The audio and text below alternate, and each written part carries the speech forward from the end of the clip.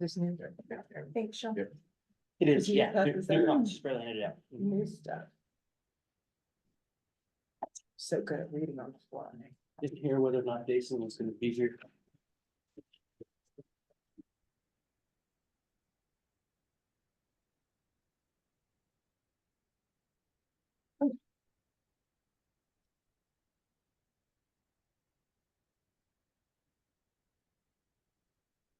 You guys wanna wait for Jason or you wanna get started? Did he confirm that he was coming? I believe he did. Have a bite.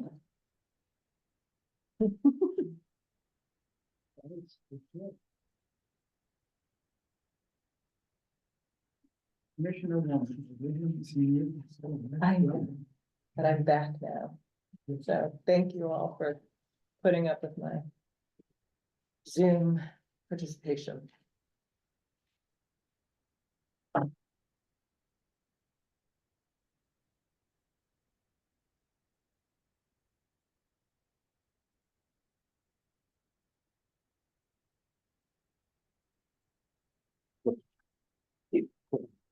Question that'll probably come up tonight is regarding deed restrictions for locals. I know there was a email I sent out to you and a little while ago from Western Readers. You were asking a question on both sides. Western Reader Planning Commission and Ogden Valley Planning Commission are both asking the question. Can we deed restrict some of the workforce housing or moderate income housing, whatever it is that we're required to complete? We deed restrict them to only people who work in that area. I don't know off the top of my head. I would have to look into that. Can I add something to look into? I'm wondering also if being unincorporated county, if that says we can't deed restrict because it's anyone in the county, or if the incorporation were to happen, would you be able to deed restrict to that township or whatever it ends up being? I don't know if it's like all of Utah or if it's just your municipality. So the way that we've written the draft stipulations would be they've got to be in the valley. So maybe not in Ogden Valley City if it becomes a city, but in the valley. So priority one going to people who are on the valley floor. That's probably, Right. you know, follow the city boundaries pretty close. And then second priority going to. Right, but this is preference, Mhm. which is also at their discretion because they Yeah. can't actually. And I was just, because you were asking him. Yeah, legally, well- I'm wondering if that's a municipality thing, or if that's just across the board, Good no question. deed restriction, period. Yeah. That's a good question. Okay, so kind of two very same question. One would be, you state yours again, please. Basically, can we deed restrict it just to Ogden Valley? Yeah. Residents? Yeah, and we've got a Or project, specifically workers? sorry, work. Yeah, workforce housing. They'll be residents, but we want to make sure that they're, the whole point of doing workforce housing is to make sure we're not gumming up the canyons and with traffic and stuff like that. Okay, so only to workers who work and live in the Ogden Valley. Mhm. And helping to solve our workforce housing issue, So is that- and helping to solve our workforce housing issue rather than a different places. yeah, Jeff brought up a really good concern, like some ski bum that doesn't make very much money could probably qualify for one of these. Oh, sure. And trying to, that would occupy a building that should be occupied by someone who works up there. Okay, and then your question was, if they incorporate, is that restriction carried into the? Basically, whatever your answer is to question one, is that confined within the municipality of right now being unincorporated the county? Or if they did incorporate, Would it, would the possibility be to just be whatever that township is, okay, or city, or whatever they're doing? Because I don't even know if they were to do a deed restriction, if it's even restricted to the Ogden or Weaver County, like, could you live in, and not that you'd want to, but could you? Well, that's one thing the Western Wake Planning Commission is trying to resolve as well. They said, look, if we're gonna do some housing affordability projects, we don't want to be Davis County's affordable housing. Mhm, We want to be Weaver County's affordable housing, mhm. which makes sense. I have a question about what we wrote regarding the GNR. How we wouldn't qualify because Ogden was nearby. What is the distance that's needed? 15 miles. It's gotta be greater than 15 miles from the metropolitan area. Okay. And what are we? Well, 6 through the canyon, so there might be some far reaches of the upper valley that's, Yeah, but not. Okay. yeah. Felix, I have a question, on your the auto repair, just maybe definition or clarification. It says. Yeah. No storage outside, Mhm. and it talks about no parking on the road. So by storage, does that mean vehicles or just other stuff? Just any storage at all. That covers everything. Vehicles, equipment, you name it. So behind that building, the picture, I rode my bike by there the other day. Like in the picture right now, there's a trailer, 1, 2, 3, 4 vehicles. So those would have to go under this, or like the trailer, which is down right adjacent to where this business would be, that trailer would have to go. Yes, So there can be nothing back there. no, they would have to either roll it indoors at the end of the day, which that's what this auto owner is looking to do. Says if there's vehicles that are sitting outside, they'll just roll them indoors. Well, Well, so I have a couple questions about this one. I'm glad. Yeah. So. Why are we doing this? Should we formally open the meeting? Probably. The free meeting? It's the pre-meeting. I think since we've got a quorum here, we probably better, if there's a discussion and stuff about an issue. Yeah, I think we are coordinating, so Welcome to the free meeting for the Fund Valley Planning Commission. We don't know where Chair Johnson is, Greg Coleman, pretty busy. But, let's get started. Do a roll call here. Commissioner Wander, Wampler's here. here. Thank you. Well, thank you for having. Commissioner Pashenbach, Commissioner Barber, Commissioner Schuman, and Vice Chair Bruton. Don't know that for a while. Okay. Who's gonna lead us, Charlie? Felix? whoever you want. If you want to just go through the agenda one by one, we could just start with that. Then we got this utility substation. What is that? That was a well house for Well, Wolf Creek. Tammy. Huh? Yeah, sorry, I was kind of hiding behind Charlie there in the further. Wolf Creek has submitted an application to install a well house up there. One of the big conditions for approval with this is that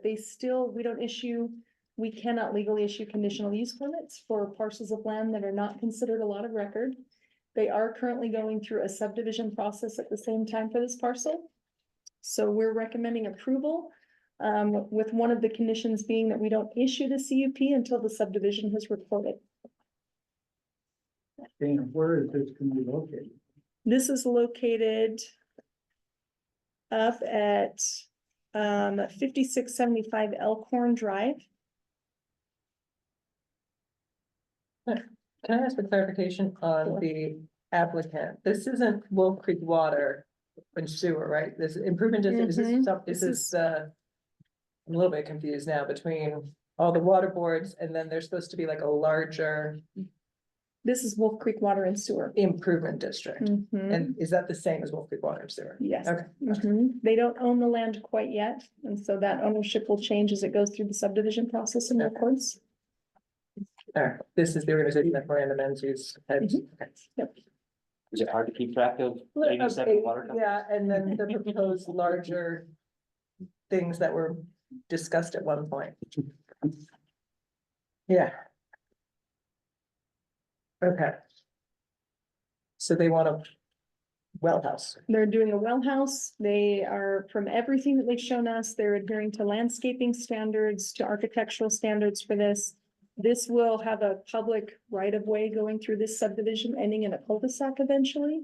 And they'll have an access road to this. This will be the only structure on this subdivided lot.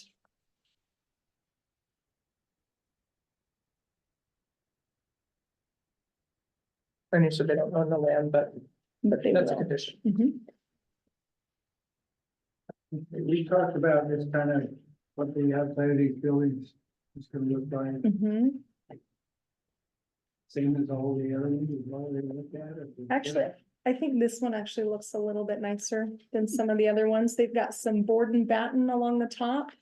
From about the top half up, and then below it's split faced vertical CMU. There was an approval done on this a couple of years ago, but it expired because they didn't make any headway on it. Hmm. And so an application has been resubmitted.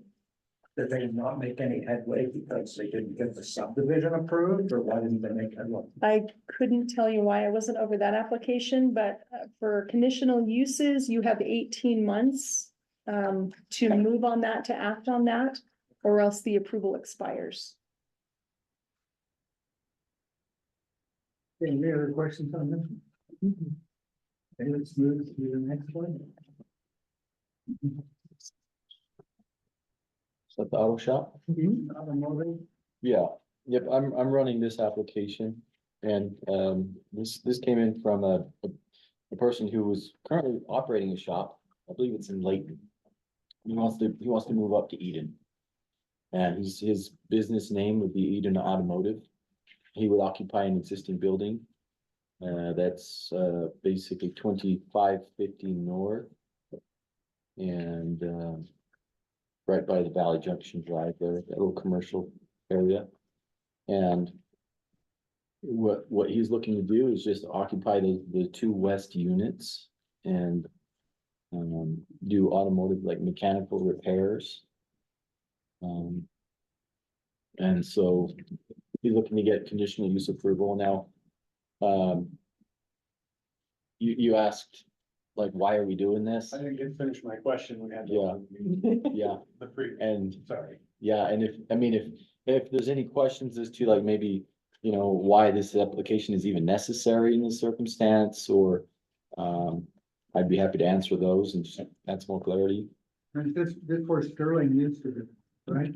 Yes. Sterling, Yes. yes, Yeah, so same use, same use. yeah, so why? No, to be clear too, Sterling went under, they moved the automotive that was already at the other side to the other side, so it's been the same use, hasn't changed. Yeah, Is it just the clerical, because they new owners, is that what this is? they're changing owners. I mean, same use. This is a good opportunity for us to look over the proposal. And if I know that in the past, there's been some infractions as far as zoning goes, some violations. So From a previous owner though. previous owner. So we're looking to kind of nip that in the bud and just make sure that this new owner is aware that outdoor storage is gonna be strictly enforced. There's no parking on that street. I think those are the primary concerns. on the street, I looked today.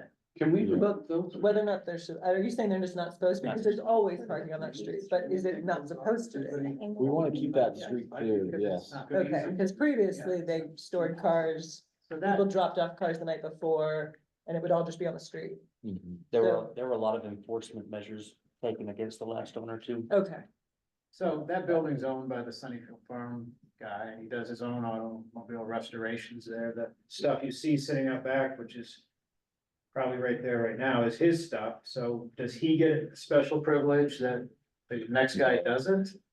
No, we would expect them to keep that space clear Why though, I mean, just for you know, in the in a, beginning. Yeah, if you're running an automobile business like this, you have to have a place to park the finished car, the cars that are coming into the shop overnight. Yeah. The street, which he says there's no street parking, is a legal place to park. It's not a no parking zone on that street, Mhm. so anyone can park there. Yeah. It would seem to me if we want the business to succeed, we should let them function reasonably normally. Yep.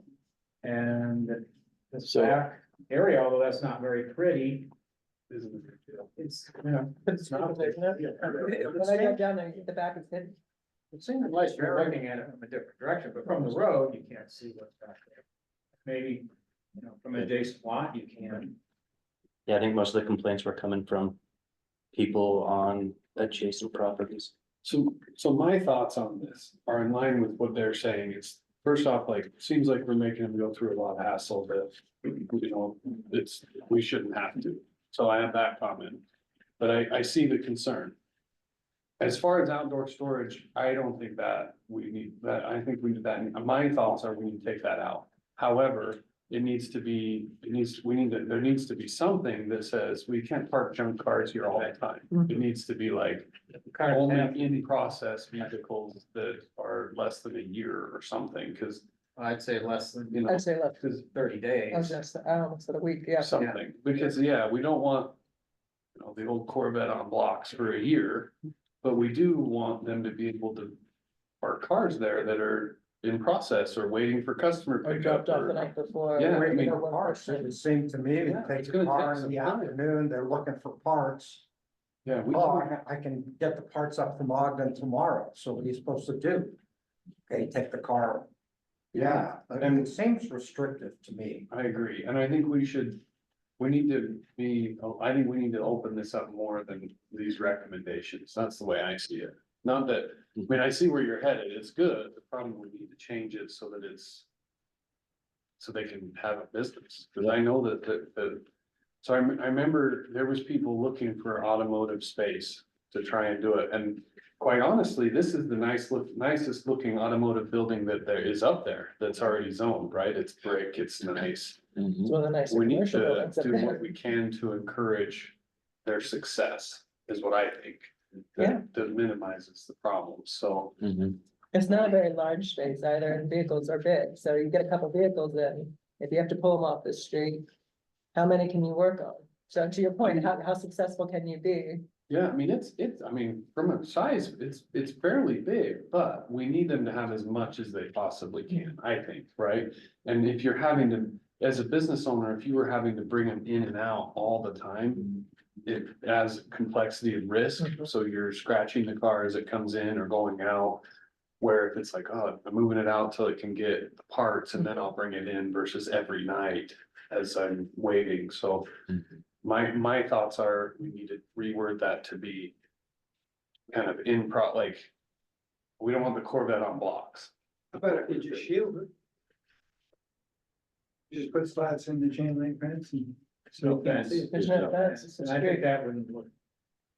I mean, then you're gonna potentially have a junk. What were the complaints? Like, because the only people that lived there, if I'm not mistaken, is the Old folks home. the elderly facility. So who are the business owners? You got the post office, a On the street, restaurant. definitely, there's some concern. I can see that, because there was always. But it's a legal parking spot and The problem wasn't just in front of it, it's the opposite side would back up too. that's what I mean, the opposite. The side of opposite the side road is Is the part legal, of, is yeah. legal parking. They have, I don't know, it's 5 or 6 off-street parking against the front of this building. Yeah, you can see it right here. So this is their parking here. And then on the other side of the road right here, Mhm. that's legal It's just a parking. curb, yeah. Yeah. I know. You're right, that's fair. Legal.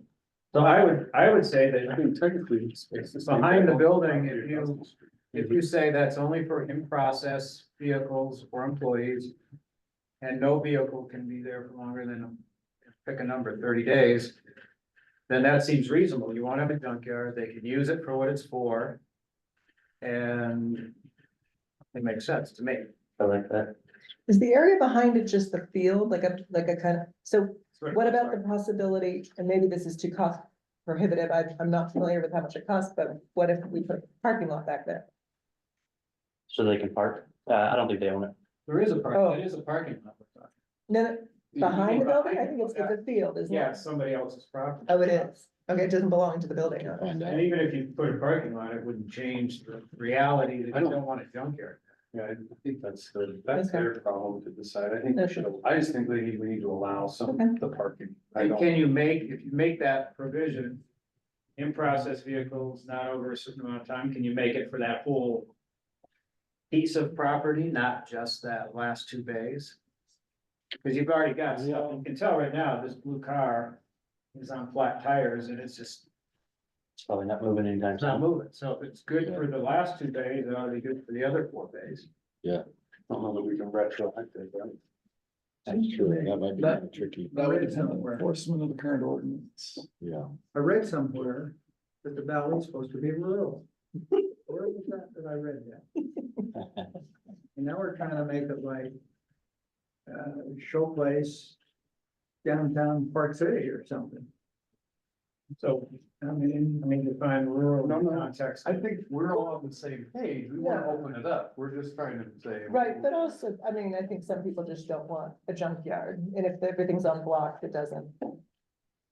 I mean, you're talking about 3 acres only. no, I'm not. Well, hold on. But if we're talking about an auto shop, It's an though, auto shop. where, They wait for parts. They have to park somewhere while they're waiting for parts. That's what we Maybe said, a that's what month. we said. No, I Saying agree no, with you, I no was just is what it trying to said. give some consideration to whoever it is that's writing complaints, I don't know who they are. What about, last owner had welded, snowmobile rack and had several snowmobiles stacked on top of the other, right out in the back on the corner of the, Yeah, that was a previous tenant at this far end down here who worked on snowmobiles and motorcycles and stuff. Mhm. He worked on my stuff. I'm sorry to. Sure nice having somebody in the valley to work on stuff. yeah, I, guys comfortable with that? yeah. If that were to reemerge, Mm-hmm. We say automotive, but I don't know if we're limited to just cars, or is this also Maybe other like kind of small motors? I figured it was engine vehicles. repair or something. Well, if you limit it to no storage of vehicles to over 30 days. And any vehicle stored has to have maintained current registration. Mhm. Then you make it so you can't park junk cars there. And you put a time limit on. Yeah, you know. Need to do that. I mean, the guy's restoring a car back there or something. Mhm. Rural. Anyway, we better move on to. I have a question, just as a thought to the group, where we're getting a new chair. Is that something we can act on now? Shouldn't have to be noticed. It's not a public thing. I think we do notice that. What? Appointment of chair. Why would you have to? His term ended and he moved, he left the valley. Can't do, you can't do planning commission Did business it just become chair? unless Yeah. that business is on the agenda. Okay, Wait, so I you're didn't talking realize about doing that, that? somehow I tonight? missed that in the agenda and Yeah, it would need to be on the agenda. Mentioned that, I knew his term was ending, because that's on. For now, I think Why is that? His term out. it's just the Open Right. Public Meetings Act rule, but it has to be on the agenda. To change the he's chair. out of the valley. Yeah, that's I part did of not the realize that. official business. Is that just recent that he moved there? Okay, He moved about a week ago. His resignation was effective July 1st, I think. I don't know about his term. Yeah, he said he'd be here tonight, in our last meeting. I would just really like to have Commissioner Bird as the co-chair. Sure. Then you can make motions. With you. Not to me, I don't care. well, as I say, but there's no other chair here. That's why I was trying to get us to Got vote on a chair. I don't care who it is, to be honest. I just want Commissioner Bird to be able to. make Temporary motions. chair. A temporary Have a chair. for Yeah. when, Well, isn't, Why would we were it just be voting, temporary? why would it be Chair. temporary, we've got a vice chair here. period? Right. I think what I'm hearing is maybe, And can the vice chair make motions? right, if Jeff has the opportunity to make a motion, that might be desirable, is what I'm hearing. That's what I'm trying. That's the whole point here is, I would like Commissioner Bird to be able to make a motion. And give him the See, chair. that's why we have lawyers, because That's the what- chair can, but if the vice chair is chair. We need the chair. I agree.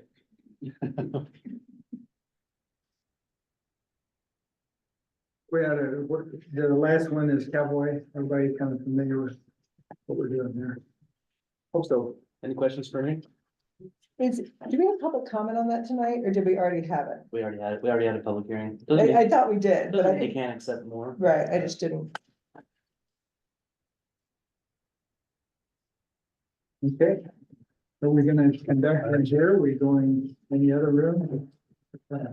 We should go in the other room if Oh, we're, it's fine. if we're adjourned here. Yeah. Okay, time keeps ticking. It looks like the vice chair has, what it says is all the duties and functions of the chair. And so, I mean, it says any commission member other than the chair may make a motion, so. So if you're not the chair, but you're fulfilling duties, you should still be able to make a motion. Can you temporarily suspend your? Are all of the duties, but none of the restrictions? Yeah. Okay, so we need a new, okay. Well, I'm back, baby. So I'm ready to play. Charlie, my daughter read your addendum. She was reading it out loud to me. And when she Should I got misspell to- something? Oh, no, well, yes, but, I did? and she had comments, but, which were very fun. But she misread herein as Harold, which became a whole to do. That makes sense. Because then whenever she did get to like either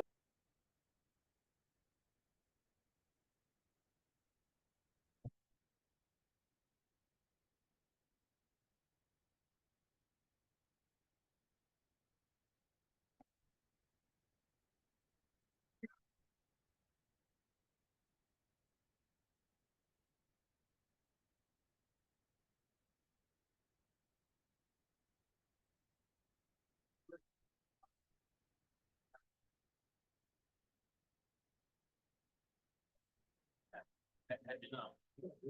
Oh, okay. Oh, barely. Didn't forget about you.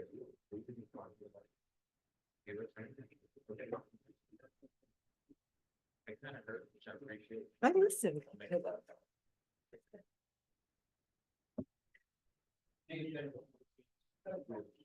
Well, and because.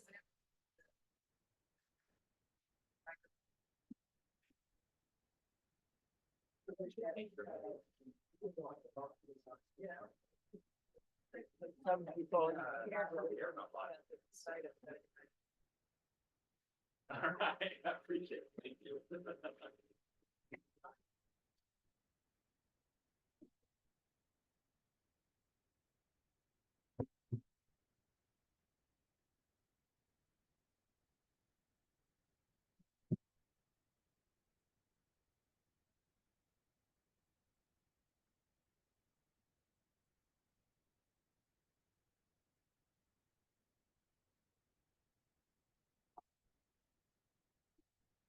Yeah, why don't you go there?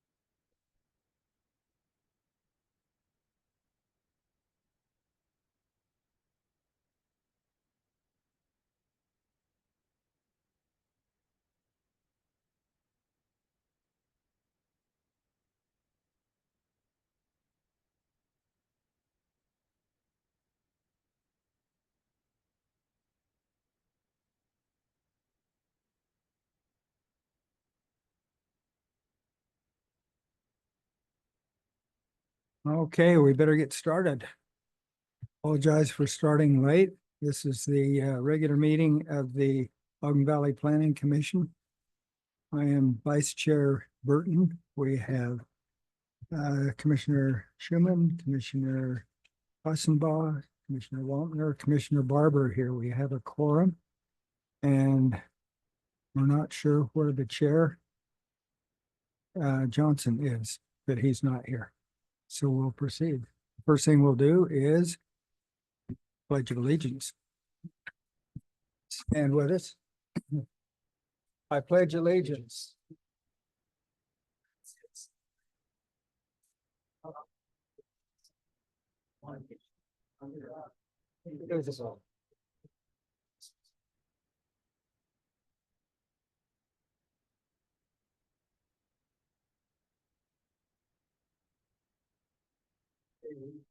The minutes for the May 21 meeting and the June 4th meeting. Has everybody had a chance to look at those? Have there been any changes suggested? I sent some changes in and was told they would be accordingly corrected. Did that take place? Okay, so if there are no other changes, those minutes will stand approved as amended. First item is a consent item.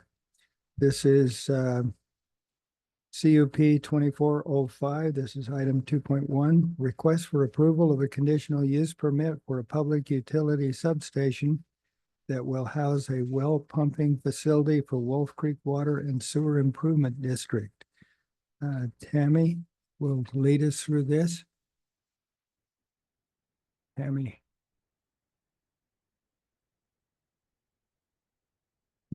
Okay. Unless the commissioners have a concern and want to pull it from consent, you can just move to approve your consent. Is everyone comfortable with just proceeding? Okay. All in favor? If it's consent, we just all in favor of consenting. Yeah. So it'd be a motion to approve the consent items. Okay. Somebody want to make a motion? I motion that we approve consent item CUP 2024-05 for the approval of a conditional use permit for a public utility substation. Second. Yes, go ahead.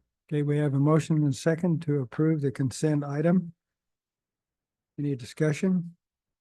All in favor? Aye. No opposed? Passes unanimously. Next item is an administrative item, CUP 2406, consideration and action on a conditional use permit for an auto repair shop called Eden Automotive Repair. Would occupy an existing building 4930 East, 2550 North.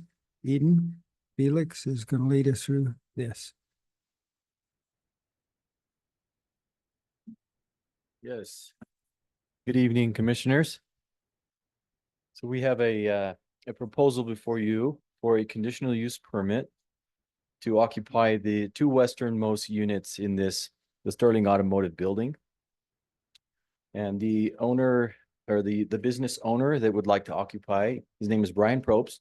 He's in the audience here. And I'll run through some of the details of this proposal.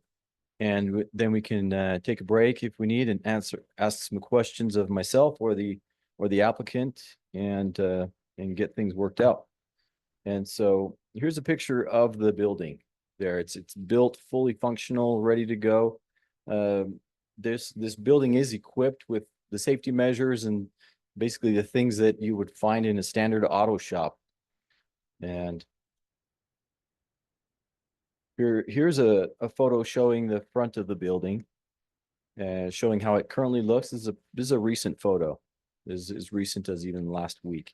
What I did is I took some editing tools and added that sign in to see that's the exact sign design that he will use for this building. Here just to give you some general information as to where this property is located. This is in the CV2 zone and 2550 South Street, the building number 4390 East.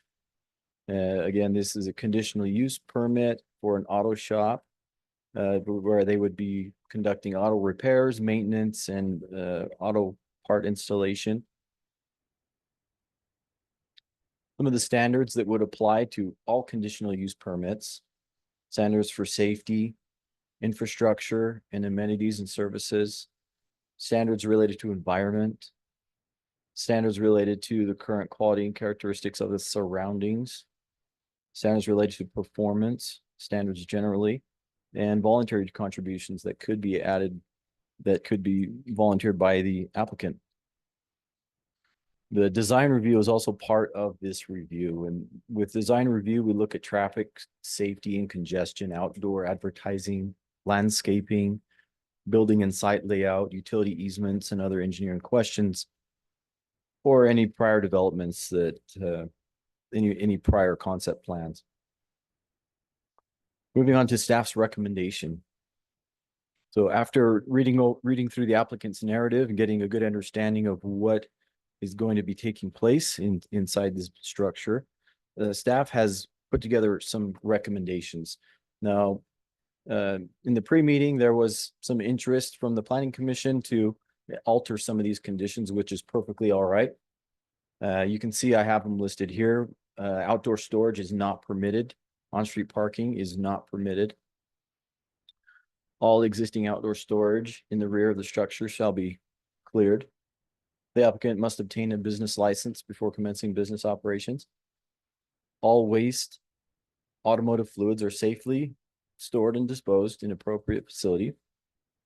All business activities are to be conducted within the shop. The potted plants shall be replaced if dead, and landscaped areas shall be kept free of weeds.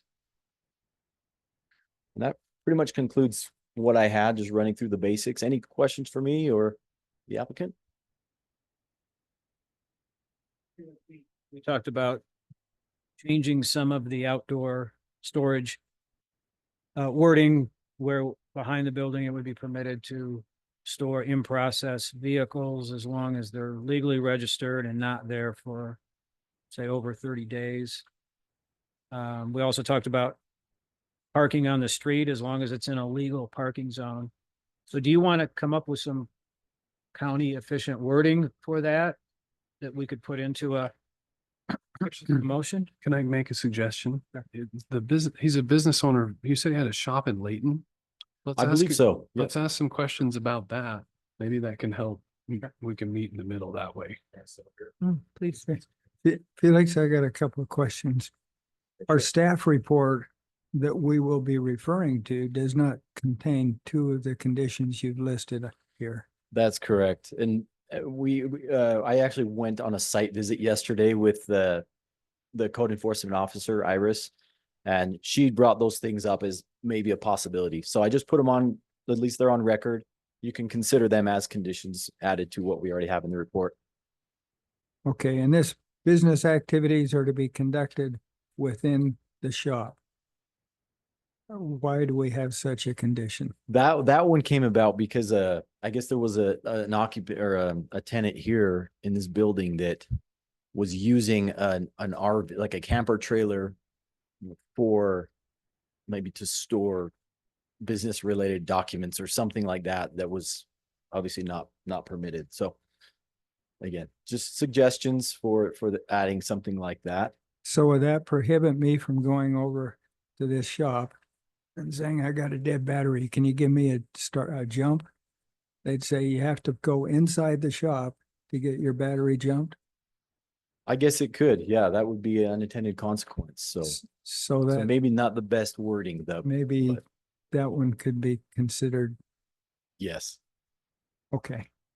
Yeah, the applicant would like to say something. Sound like you guys have questions, so I'm happy to answer anything, but, I mean, we want to make this work, obviously, Ogden Valley wants us here, we obviously want to be there. So whatever we need to do as far as if there's, I mean, I heard the pre-meeting a little bit as far as, what is it? Blacksmith garage that has some like trailers and stuff that are parked back there. You know, obviously we'd love if we didn't have to have everything pulled in every single night, because somebody had mentioned in the pre-meeting that is extremely inefficient, I'm not gonna lie. But obviously if that's what we need to do, that's what we need to do. So whatever we need. Brian? Correct. I think our concern, or at least mine, and maybe shared by some of the others, is that we want to succeed. I appreciate it. As a part of this, it's not a rundown, but Yeah.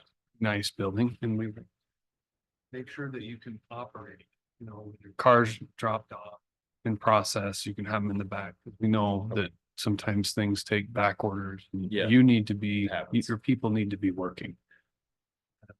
So we want to encourage you, we want to have parking. Yeah. Front and the back.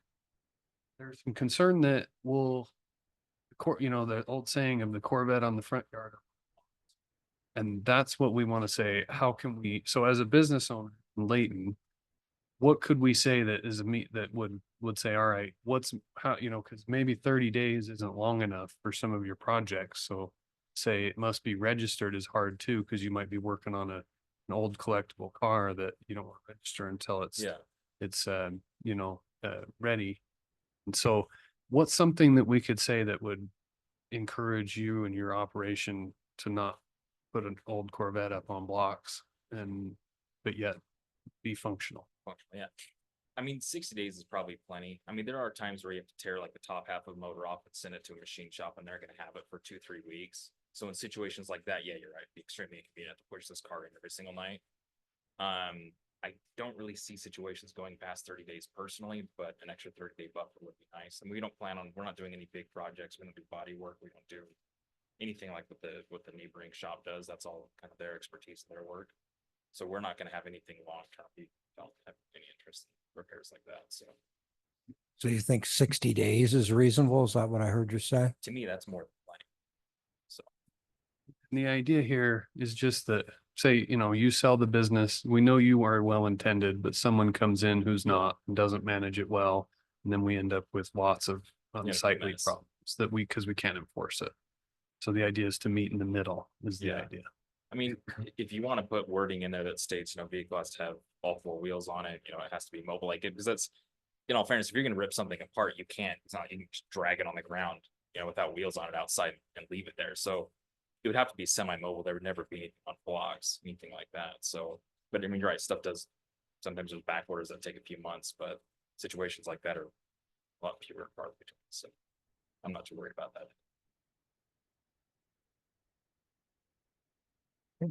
Any other questions for the applicant?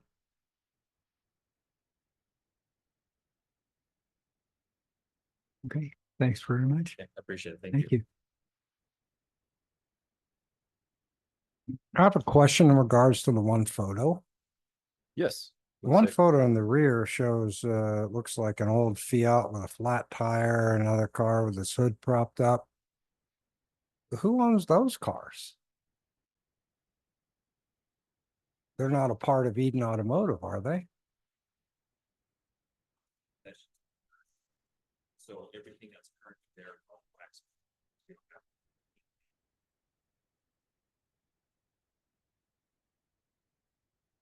So that's Dog and Bone.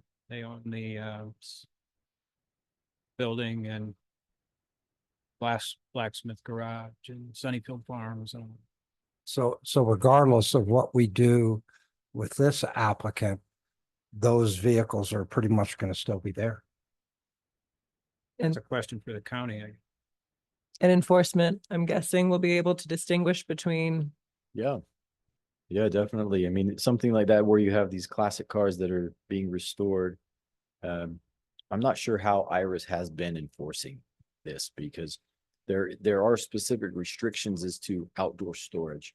So we're trying to kind of find a balance where we're trying to enforce that no outdoor storage permitted whatsoever, but also maybe with this type of use, there could be some maybe some leniency, even if it's just temporary, which I think is a wise approach. Now, these cars we're looking at, the blue one, that's for a different business. And they're operating Yes. under a conditional use permit. Yes. And there are no restrictions on them parking those cars in that conditional use permit. No. So what they're doing is consistent with their conditional use permit. Yes. Okay. So, and the difference here is that the previous owner had conditions and there were violations. And so we're trying to make sure that we go into this with everybody aware of what we expect. Is that the reason for this Yeah. particular conditional use having these restrictions? Yep, that's right. Well, it sounds like the applicant's comfortable with something like 60 days if you gotta wait a long time for parts. And And we could even consider something like anything there over 60 days got to be shielded from view. Put up a fence with slats in it or something. But you said everything would be mobile. If something's gonna take 60 days or longer, is it unreasonable to ask the owner of the vehicle to take it back to their property till the part comes in? I don't know. Depends on the circumstance. That's for certain spaces. Do that. However, if there's gonna be a super project, we could wait months for, that's being described, we'll understand. That's what makes the apartment. In the case of rebuilds and stuff like that, that's why I said 60 days is plenty. There's no such thing that's gonna take you longer than 60 days. Like, even that I don't see. Mhm. And you don't do body work, so you do maintenance, you do.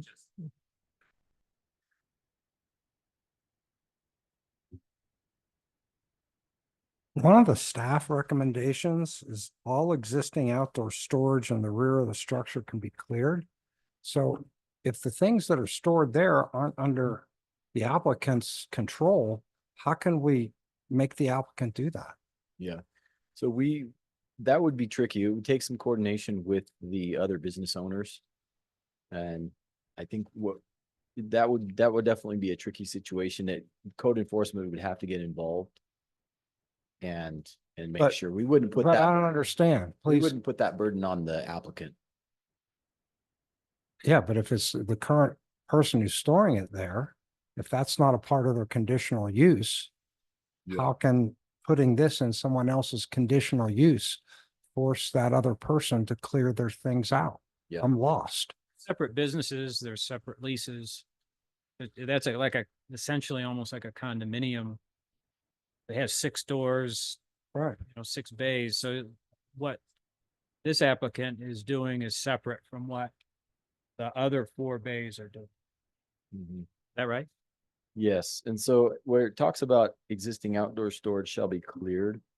I think what we're primarily looking at is any junk that was left over from the prior business should be cleared. Like maybe an old tire or something out there. I rode my bike through there. There's a stack of old tires. That's all I saw. Near those 2 bays. Yeah, I mean, I think it's reasonable to expect the applicant to be responsible for his portion, that his space. But yeah, we wouldn't want to impose that all across the entire property. So the applicant only controls half the space back there. Is that right? It's I not think, shared yeah, it's space. probably a little less than half, but Or a third of it? Mhm. Okay. Yeah. So we're only talking about his third. Mhm. Yeah. Okay. All right. Any further discussion? Entertain a motion. I'll make a motion. Commissioner Sheen? Motion to approve application request CUP 2024-6 consideration and action on a conditional use permit for an auto repair shop called Eden Automotive that would occupy an existing building. Recommend or motion to approve with conditional use permit with the subject to all review agency requirements and the following conditions.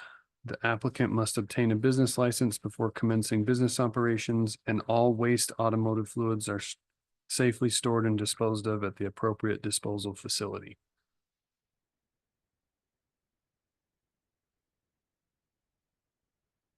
Okay, do I have a second? I'm gonna second for discussion.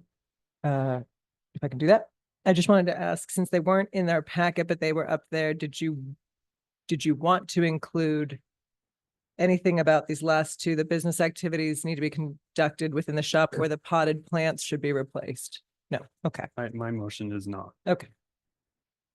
And what about what we talked about with respect to The 60 60 days. days? And So I thought about that and I decided that I don't like it. So I figured I'd take it out. Seeing that give them as much freedom as possible.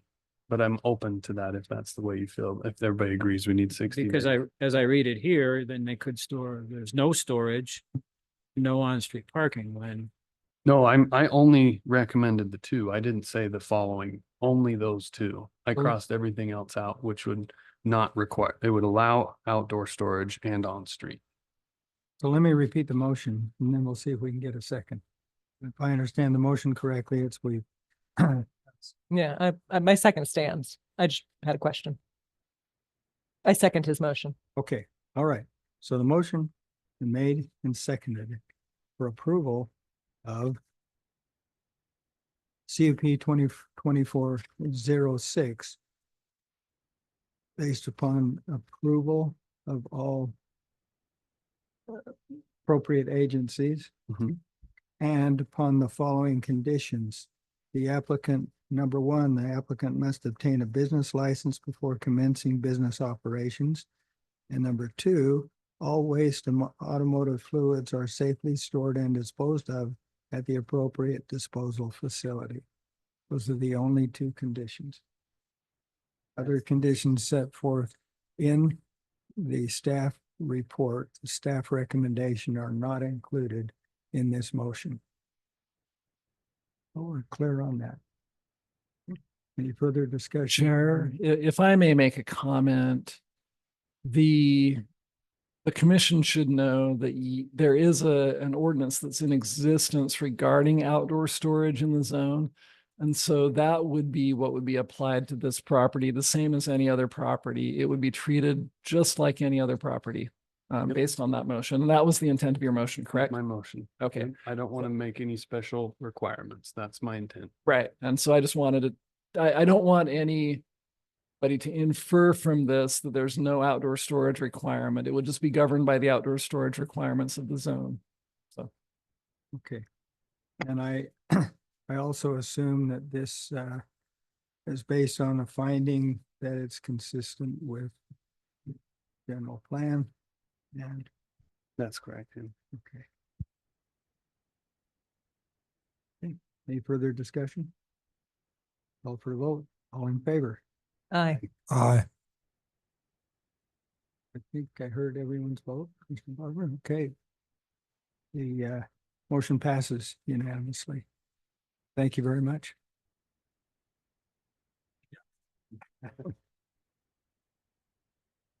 Okay. Thank you, commissioners. Thank you, Felix. Good job.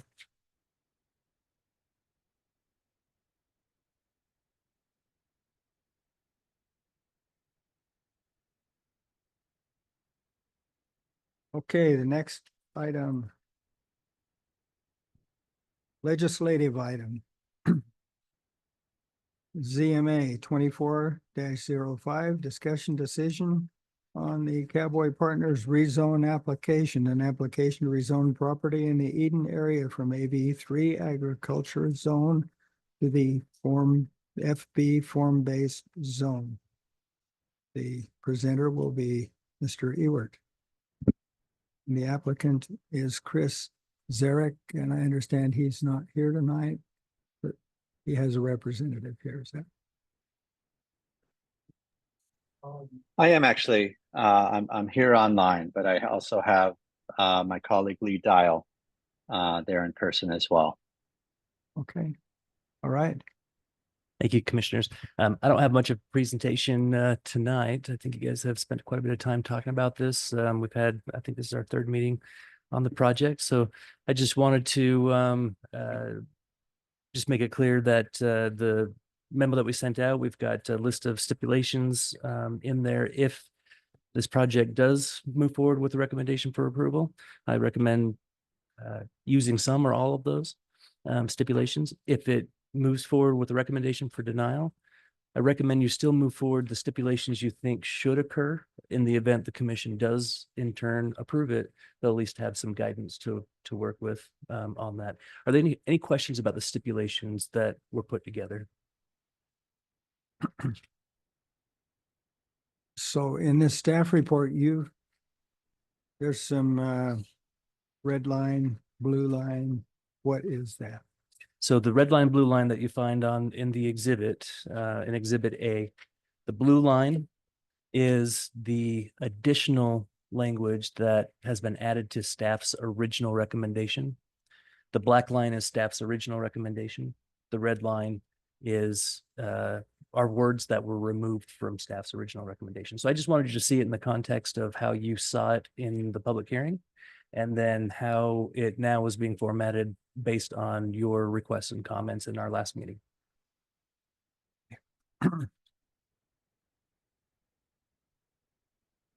Okay, now this, we had a public hearing on this at our last regular meeting. We've gone through this in a work session.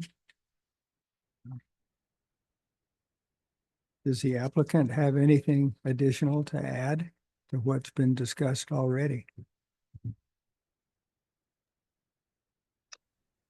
Not necessarily. I think we went through a lot of the issues in the planning meeting, at the public meeting last month. You know, I think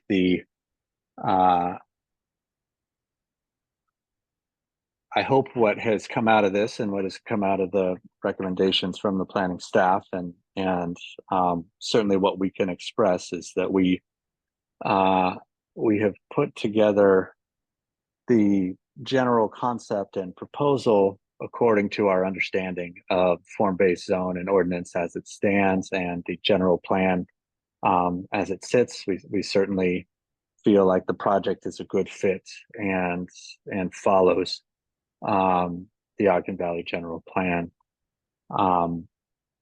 There are items that came up in the work session that certainly I think are probably already addressed within the approach that we have. You know, there are others in here that I think can be addressed within further refinement. And, you know, there are some that are a real challenge, quite honestly. But, you know, I think we are, as I stated in the last meeting, our intent is to build a first-class community here, to own it and to operate it. We're here to have additive value to the area, to Ogden Valley, and not extract it, right? So we want to be here and be good neighbors, and do what can be done and supported by the project within the framework of the form-based zone and of the general plan. Okay, thank you for your comments. We had some really good discussion in our work meeting about this. I think I expressed that I feel right out of the gate, this proposal for a rezone does not fit within the general plan. General plan was sold to us as being rural, small villages. And this is something very dense that would join two villages together and create a big village. So I just don't think it fits within the general plan at all. The idea for this housing might fit somewhere else, but in this location, it doesn't fit. It's just this is a very significant high density thing. I have a real problem with the form-based zone being used here. I have learned that form-based, I've been informed that form-based is kind of developed for an urban setting, that putting it in a rural setting is kind of making a hybrid, but it wasn't really designed that when the idea of form-based came out. This Commissioner Barber brought up some very important information, comments about safety, about it looks like it's 140 families now, but 170 families, whatever. Major highway, potentially the busiest highway in the valley, going right through the middle of this project, is a real safety consideration. That's something I've been thinking about in the last week. the rezone, is really doesn't comply with the criteria for the subdivision standard for whether a rezone standards, where it says we're surrounding two AV3 parcels with a form-based zone. There's no gradient, there's no transition from rural to very high density. Is just a cliff right there. I don't think we can get over the threshold that I see in my mind. This just does not fit the general plan or the county standards for rezone. So my comments would echo that exactly. And I would add, besides the fact that the location isn't appropriate, there certainly are other locations where some form of workforce housing or income restricted housing could emerge. But if it emerges, I would hope the initial emergence would be more in line with where the state of Utah is going and where Weber County seems to be going, at least in Western Weber, with that type of housing or government influenced or supported housing being owner occupied. And I think that would be more consistent with the Ogden Valley General Plan if it was located in a different area under the right circumstances with water and sewer and all of those important aspects. So I would concur 100% with the chair and all of his comments, and the addition that when this type of project happens in the valley, it should happen somewhere else. And it should initially be focused primarily on owner occupied type of workforce homes. Are you open to a motion? Yeah. I'd make a motion, if that's okay. I move we forward to the county commission a recommendation for denial for file number ZMA 2024-05. An application to amend the Weber County zoning map, rezoning approximately 17 acres of the land, approximately 22773 North Highway 158 from the AV3 and CV zones to the FB zone. This recommendation is provided with the findings listed below. In the event the county commission desires to approve the rezone despite the recommendation for denial, the planning commission recommends that the developer voluntarily enter into a development agreement with the county that provides for all the considerations in Exhibit A of this memo. I make this motion with the following findings. The Ogden Valley General Plan calls for small villages that do not overwhelm or compete with the rural nature of the valley. Allowing this rezone will result in a large Old Town Eden village that may be more similar to a small city than a small village. The Ogden Valley General Plan recommends commercial operations be established on properties currently zoned for commercial before rezoning new properties to commercial uses. This proposed development and rezone is better suited for other areas in Eden, such as properties currently zoned CV2. The proposed rezone will surround two existing large lot residential parcels with incompatible higher density land uses. The proposed rezone will result in development that spans Highway 158, which will create a safety challenge for existing and future occupants. The rezone is not sufficiently supported by the general public and is not beneficial for the overall health, safety, and welfare of the community.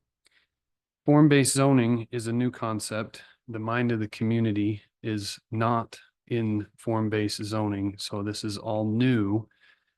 Therefore, the planning aspect of this has not had time to set in. Form-based has only been around for about 3 years.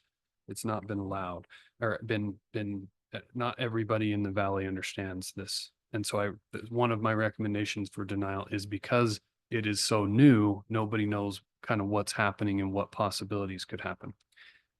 Also, I guess 8 would be, I recommend denial because I feel that it's poor planning in approving this, because the highway that runs through there, as mentioned, that it splits the highway.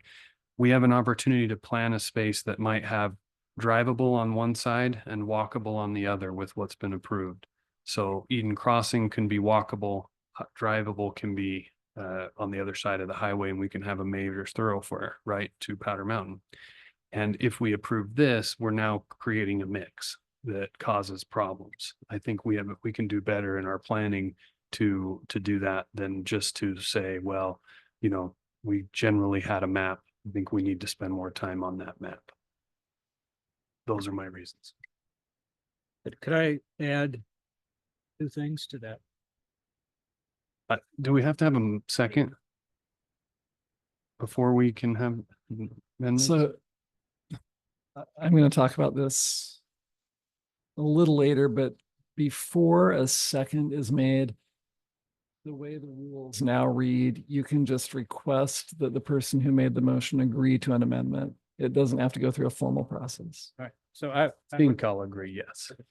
So number 9 in your list would be the timing is not right for a large, primarily income restricted rental project before there is any effort made to bring an affordable owner occupied project to Ogden Valley to satisfy the long-term needs of the workforce community.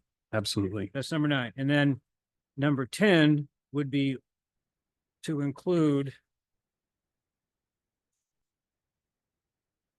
all of the stipulations listed in Exhibit A.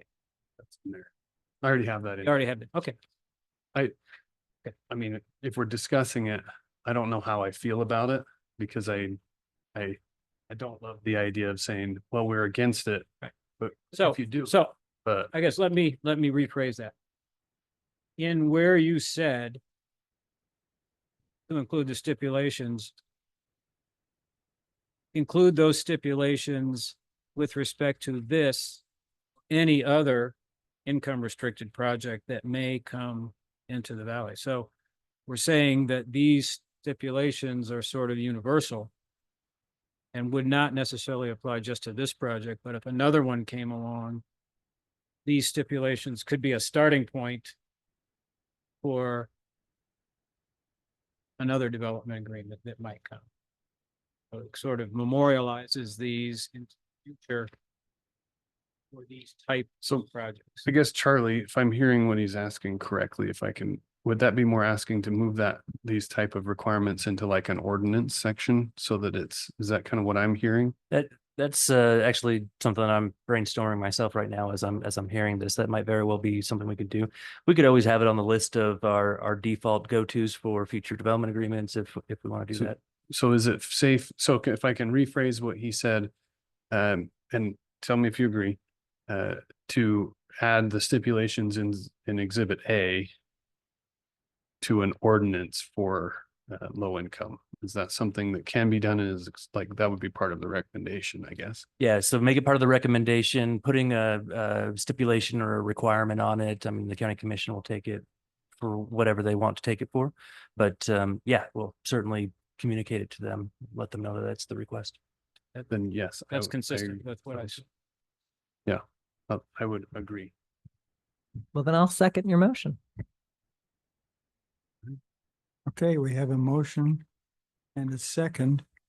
The motion is recommendation to the county commission to deny. Get the number right.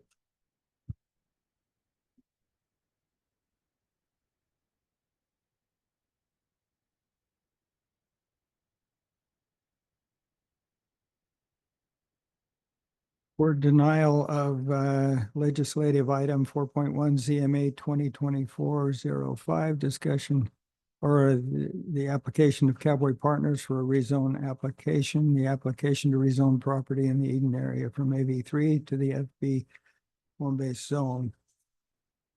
Based on first of all, on the 6 findings listed in the staff report, and on the additional findings that include the form-based zone is not understood by the community, and it's not appropriate at this time to move forward with this kind of a form-based zoning. The next one, this is not good planning. The way it sits, the map is not good planning. Right now, we have a walkable situation in Eden Crossing.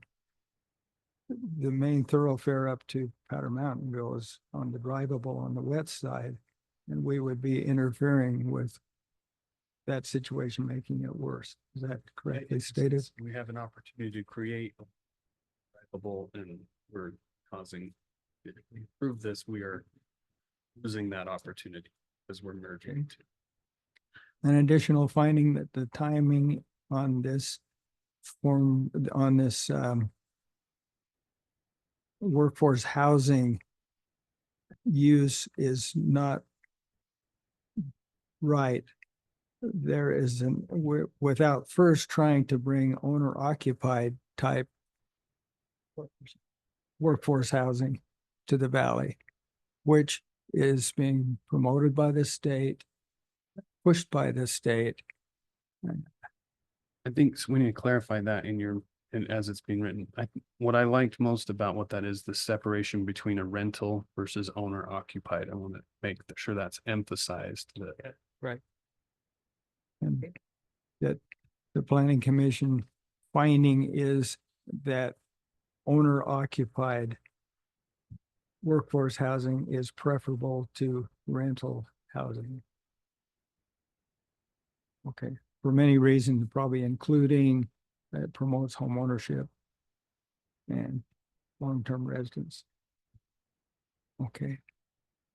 All right, And then there was a number 10.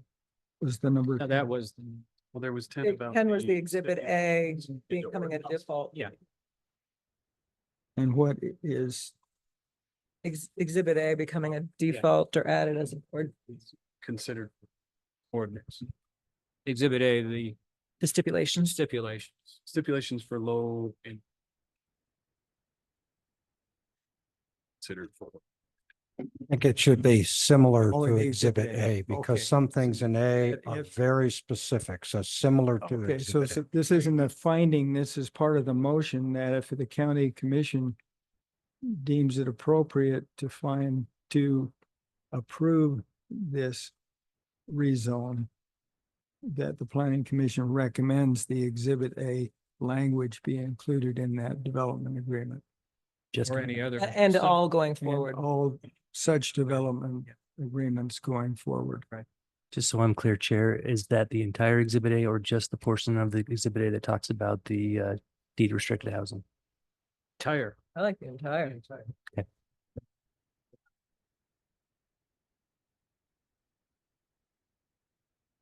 Okay. I wonder. If you can, I don't know, an additional finding that the form-based zone, to the effect that the form-based zone was really designed for small area zoning and not large area zoning. I think I that's. think that's in referenced here. there already. It's already there. It's pretty well out. Okay. All right, we're good. Any further discussion? Call- You're calling for a vote? Calling for a vote. All in favor? Aye. Aye. Nobody voting no. It passes unanimously to recommend denial on this application.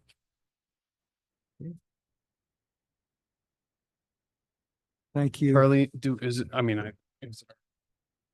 ask Charlie a question. Yeah. Do you have any clarification on the motion or our intent in what we're trying to say? No, I think I got it captured pretty well. I'm gonna go back and listen to the audio one more time when it's posted and just make sure I got it all. And then I will put it, if I can, verbatim in a document to the county commissioners. If That'd you be can, helpful if you'd send us a copy of that. Happy to do so. and if you can help me explain the idea that I was getting at, help them, and if you agree, the idea of better planning in that we could spend more time working on those maps. I think we have an opportunity to say kind of walkable that moves to Old Eden, right? That's walkable to Old Eden, or I know that's a little bit of ways away, but walkable and drivable area. Yeah, perfect. And I definitely agree with that. Yep. So So I'd like to thank the commission for all the work on this. This has been something that's taken a lot of time on all of our behalf to sort through this and try and make the best decision and recommendation. So thank you. Okay, discussion of rules of order. Cortland Erickson. Thank you, commissioners. I think I will just come up here this time for this discussion. I'm not sure how many of you are already aware, but the rules of order were recently changed and adopted in their modified form by the county commission. That happened, I believe, toward the end of May. I don't know the exact date, but about a month ago. The reason for that is the Utah code says that when a county has a planning advisory area planning commission, the county legislative body shall enact an ordinance that defines the rules of order and procedure for use by the planning advisory area planning commission in a public meeting, as well as details relating to the organization and procedures of each planning advisory area planning commission. So it was kind of a multi-step process, revising the rules of order themselves, but also enacting an ordinance to adopt those rules. And so this was at the initiation of the county commission working through the planning department, and I assisted them with that. So I wanted to talk about a few of the highlights of what was changed. The ordinance that was in place and has been in place, or the code section, I should say, was chapter 102-2 of the county code.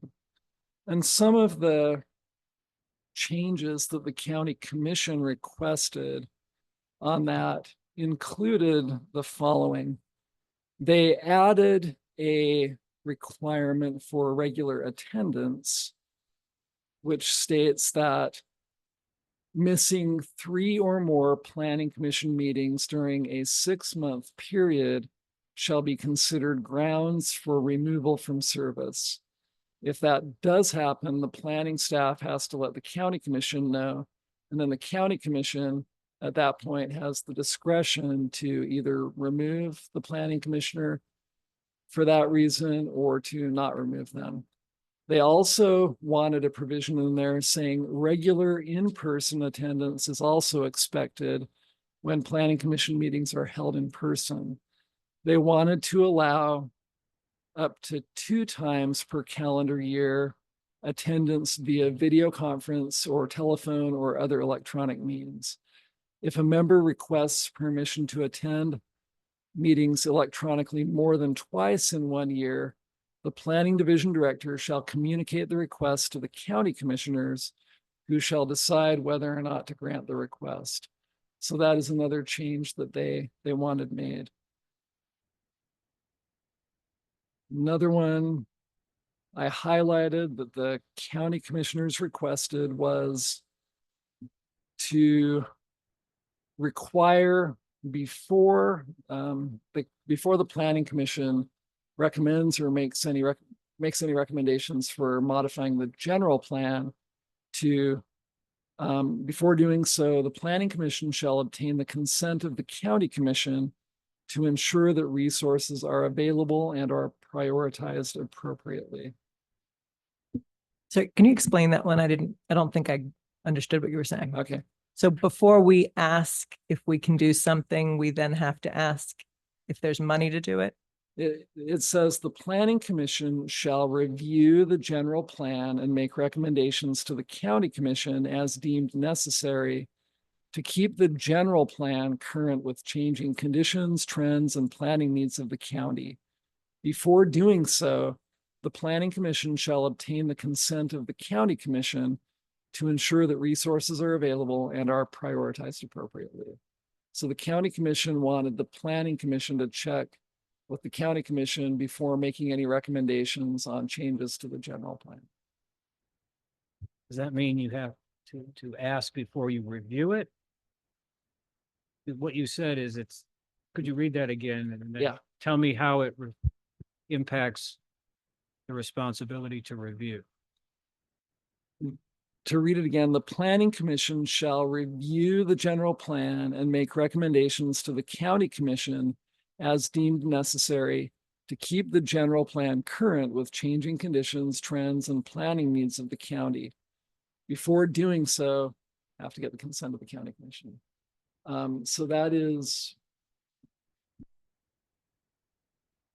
I guess that would be, So it's our response. I just want to make sure we're required to review, but we need to get approval to review. I want to clarify because it's confusing, that's the way it was written, and maybe it was poorly written. I don't know. but it's approved and It is. I don't know if the intent was to prevent review before recommending any changes. I'm not exactly sure here.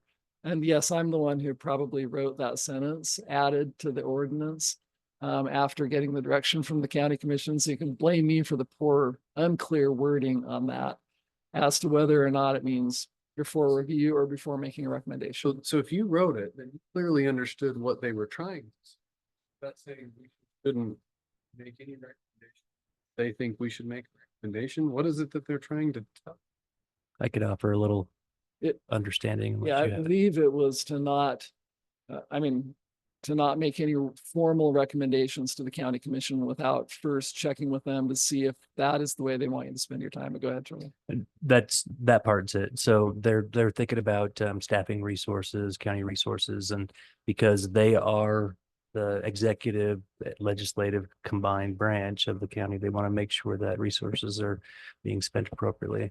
And so they just want to make sure that there isn't direction to be pulled in one way or the other for staff resources when they're specifically asking for resources to be dedicated in one other place or something like that. They want to make sure they stay in charge. So That's an we easier way boil to this say that. down to a real world example. It was asked well over a year ago that the numbers be updated in the general plan. And so that should that ask not have been made? No, the ask is fine. But this says we can't Right. ask without asking. or maybe not publicly It says asked. formal, Yeah, formal publicly asked. recommendation to consider redoing the general plan. That's what we're talking about, right? Right. There's a provision in state code that the way that it's written, it gives a lot of wiggle room, a lot of flexible interpretation in how the state code is written, which also allows the counties to adopt their own more stringent rules. But one of the things it says is the planning commission is responsible for vetting a general plan. The county commissioners want to make it clear that if we're spending time vetting a general plan, they want to make sure that they've already budgeted for it correctly. Okay, so hypothetically, example. this comes up in meetings often. Well, the general plan, there's confusion here. General plans are supposed to be reviewed every 6 to 8 years or so. So somebody keeps an informal list and say, hey, let's add this to the list. Now we're 10 years out. It's time to maybe consider,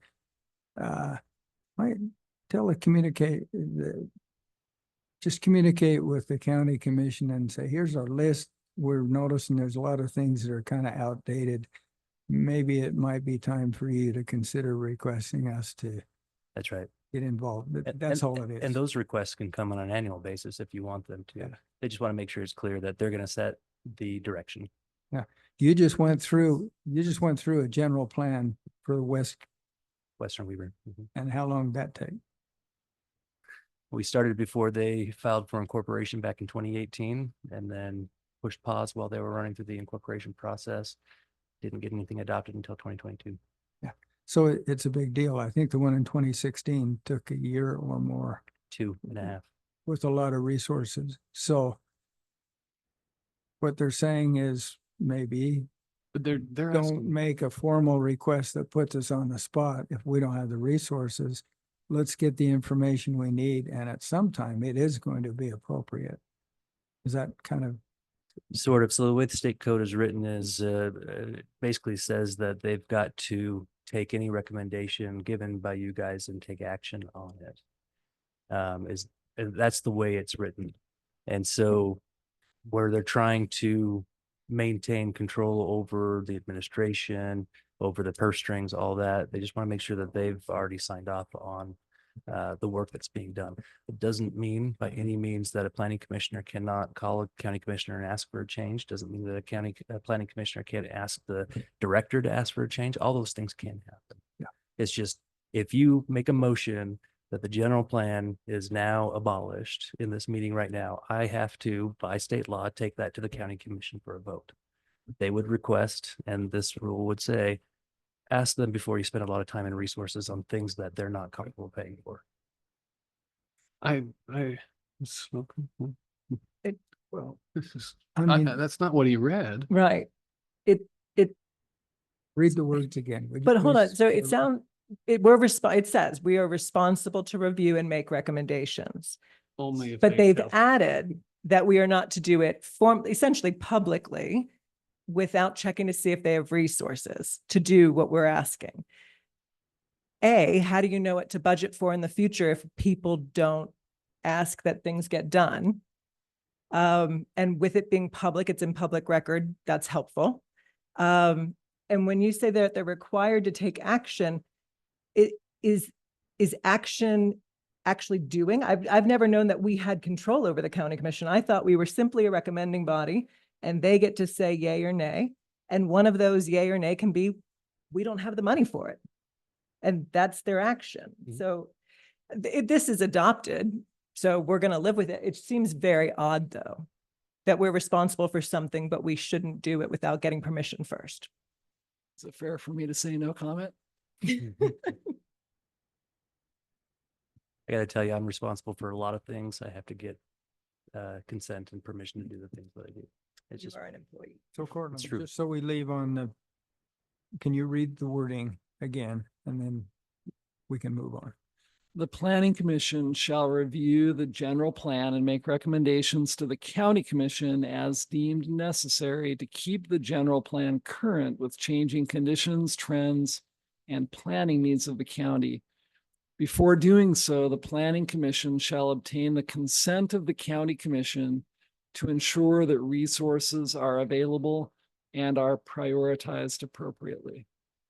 So here's the thing that this feels like, because this is, so we've always asked. Mhm. There's no difference in what we've been doing. Just feels like they're like trying, this is strange, right? Because everything we ever do is ask, right? We say, hey, we should review this. And we've been told many times, we don't have the resources. We go, well, at least we asked. So is this a formalization of that? yes, I mean, because that was already what it was. they're asking us to keep with the status quo. They're just writing it down.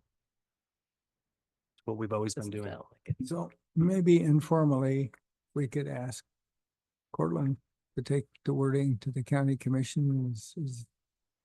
Is this what you wanted us to say?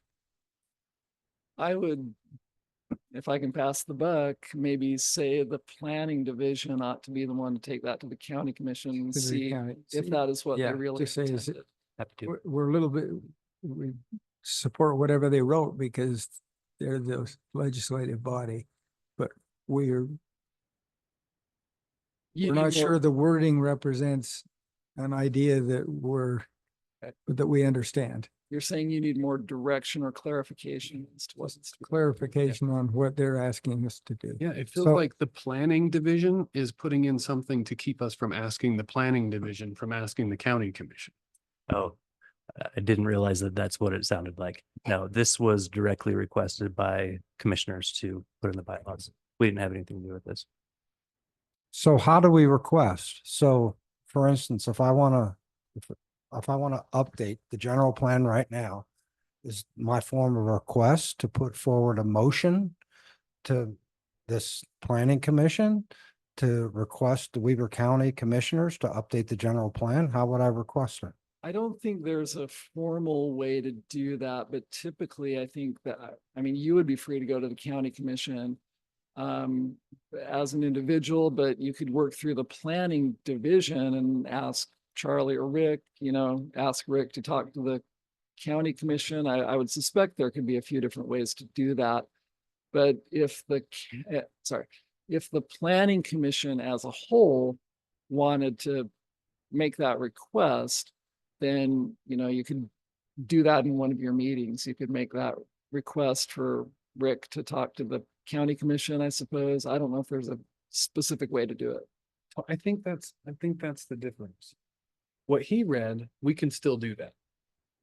And that's okay. What Charlie was saying was something different. Charlie was saying that we shouldn't do that. No. But yet we can do that. No. That's what that's saying. I was saying you can do that.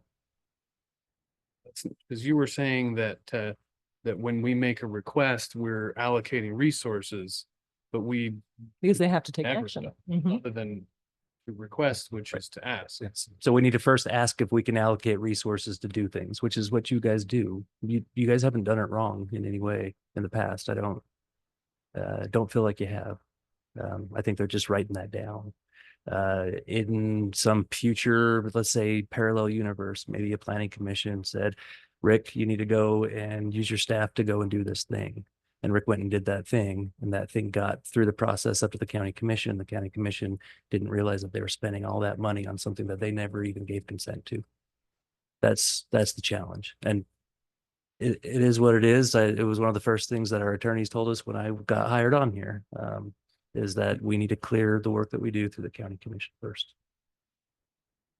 Okay, it is this. I think somebody in the planning staff well, I've been told a number of times, general plans typically get reviewed, renewed, rewritten 6 to 8 years in some time frame like that. They're not intended to go forever. Is that correct? And what is the time frame? There's not a set time frame. I'll tell you what I told the Western Weaver Planning Commission. It's a living document. Things change every day. We're obviously not going to change the document every day, but when pressure mounts high enough to make changes, that's something that we should be looking at.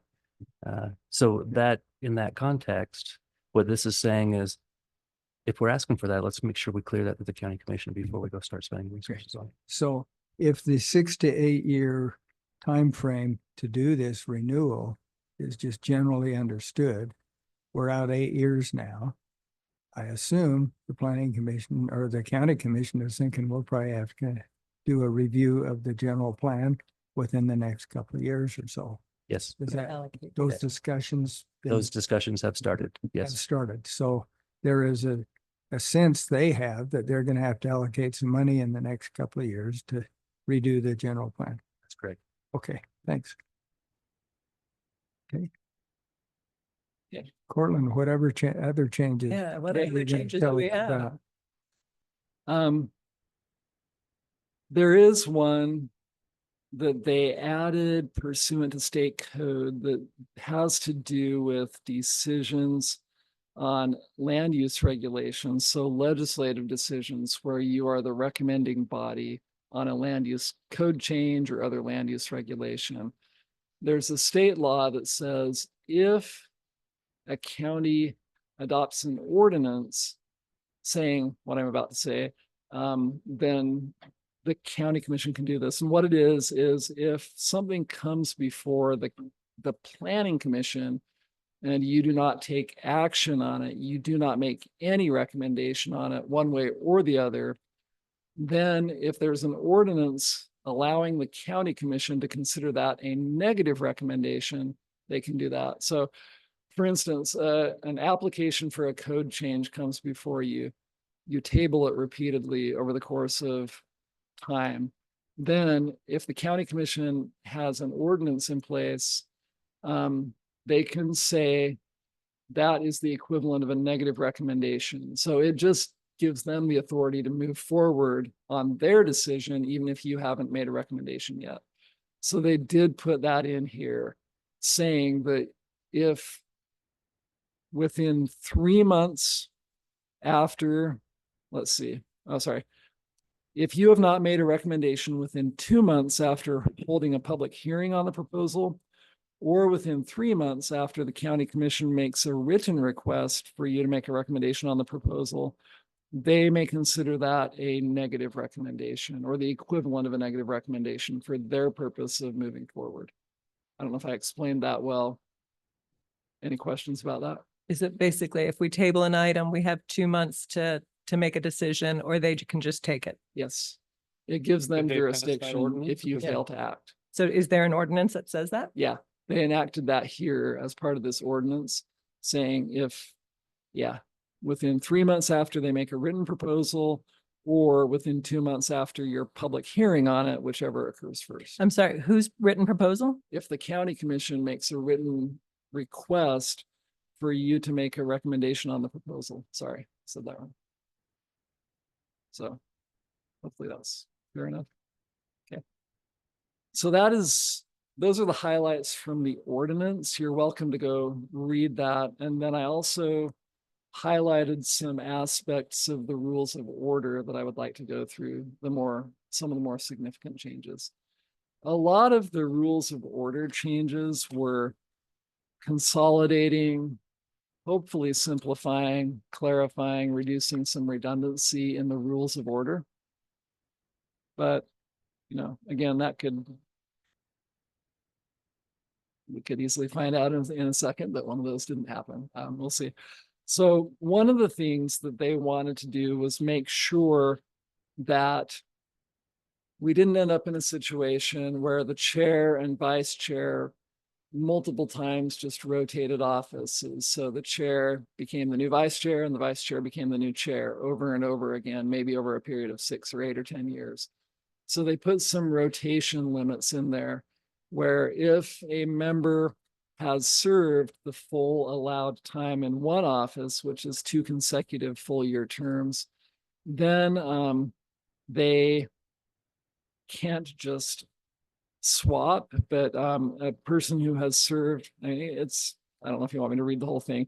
A vice chair can move into the chair position, so they can serve the full time as a vice chair and then the full time as a chair. But then they would need to not be in one of those positions again for at least 2 years before they could be elected chair or vice chair again. That's a very simplified oversimplification of it. That's a new thing. Yes. Okay. So that's just, internal to these planning commissions, Western Weber and Ogden Valley. The idea there is to give more people, the chance to serve and ensure regular rotation.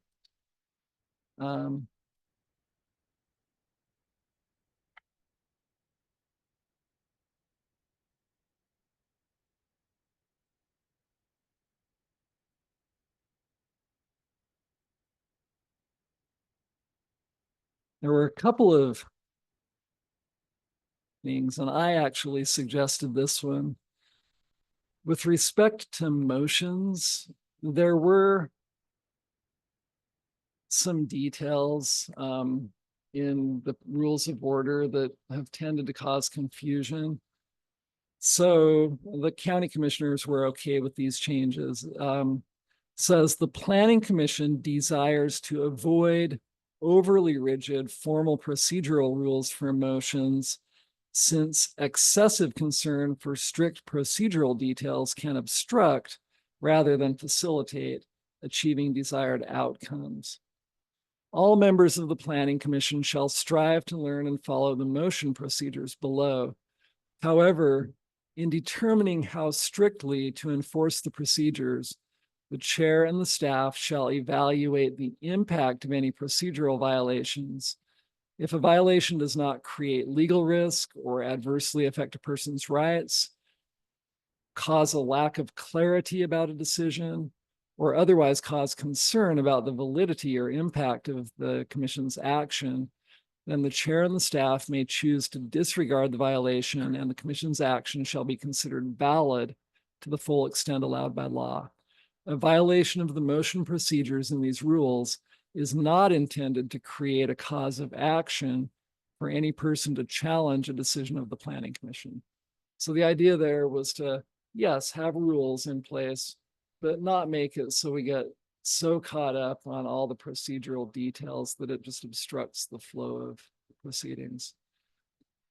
We added one that Vice Chair Burton may find interesting.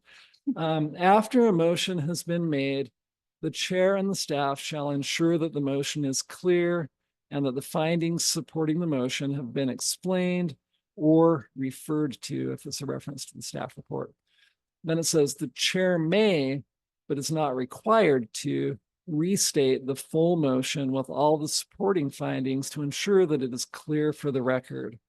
If the chair restates the motion, the member who made the motion shall ensure that the chair's restatement is accurate to avoid any conflict on the record. So it isn't a requirement to actually fully restate the motion. If it was a motion that's clearly understood, someone seconds it, there's no requirement to restate it. Would it be good enough for the chair to say? So it used to be required, but now it's optional.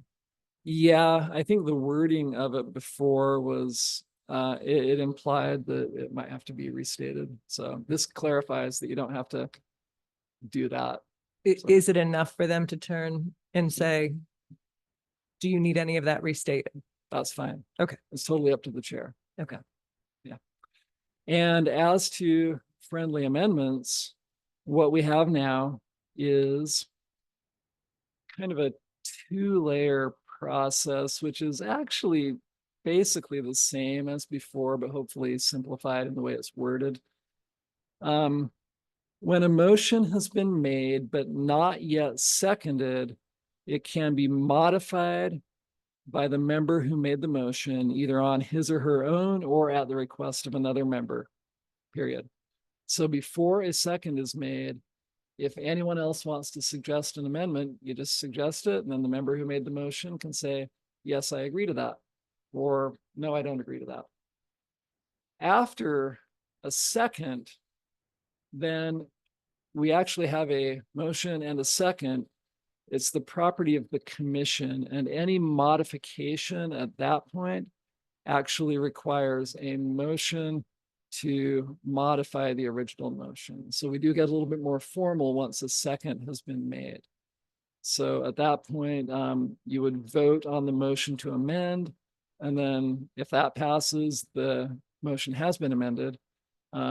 If that fails, then it's just back to the original motion with no amendment, and then you can vote on the original motion. So hopefully that's pretty straightforward. And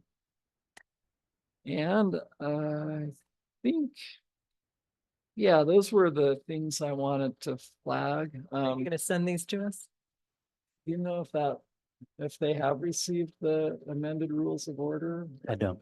I don't think Okay. we've I received it. haven't received them. Okay, Just so you know the background on this, rules of order came up about 2 years ago. And there were some changes made, and we looked at them and thought, these are kind of strange, the old ones that nobody's looked at for years. And requested that legal take a look at this and see if we couldn't clean it up. And I think that's what happened, but now we found out the county commission writes the rules of order from us, and in the past it was we wrote our own, yes, right? yep, that's right. Okay.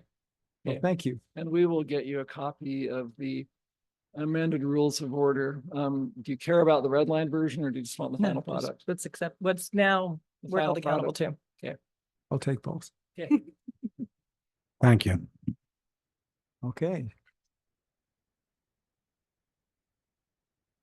Remarks from, public comments on items not on the agenda. Do we have any public comments?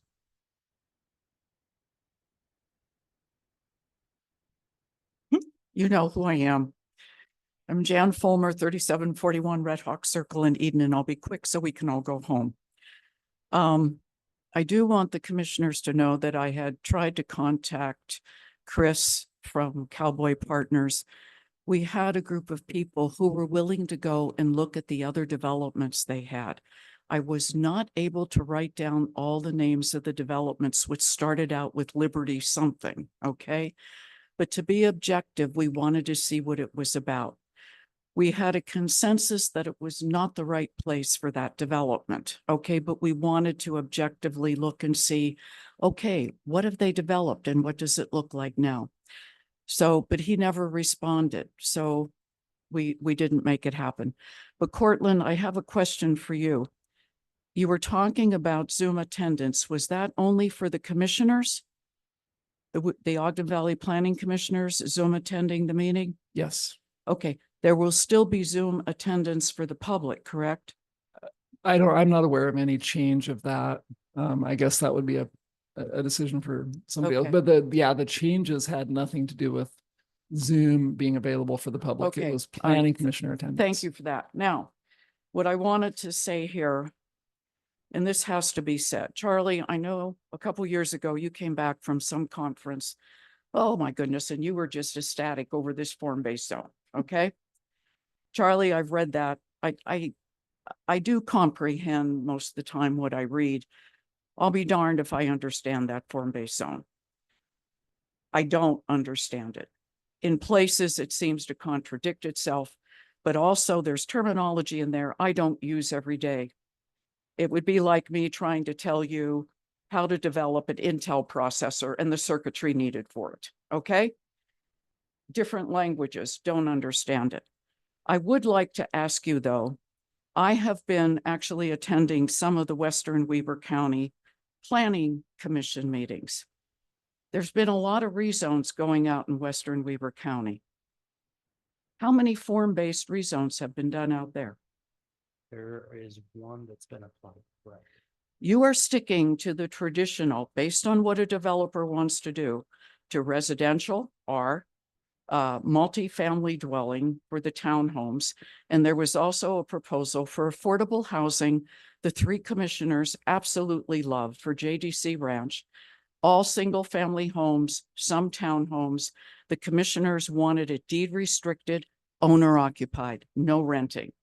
What a great idea. And there was plans for affordable housing.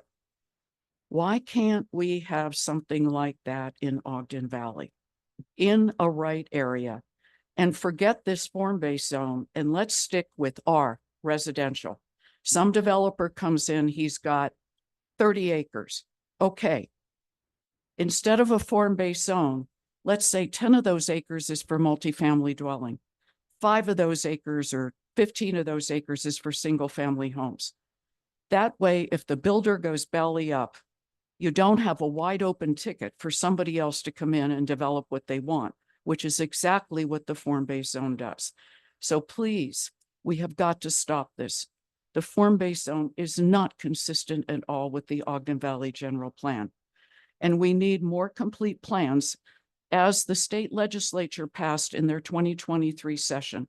I have been communicating with one of the folks in the Weber County planning area. Eden Crossing was rapidly approved despite the majority opposition to it, because that legislation that was passed in 2023 became effective February 1st, 2024. And in essence, it called for more detailed development plans before anything is approved. That makes sense. For instance, isn't it reasonable to have more detailed development plans to say, yes, I've got a commitment for water. Yes, I've got a commitment for taking care of sewage. Reasonable. Okay, it's not doing a ready, fire, aim and approve it and let's see what happens. Okay, it just makes more sense. TDRs, we still don't have those down pat. If you just look at the Cowboy Crossings proposal, where on earth were the TDRs going to come from?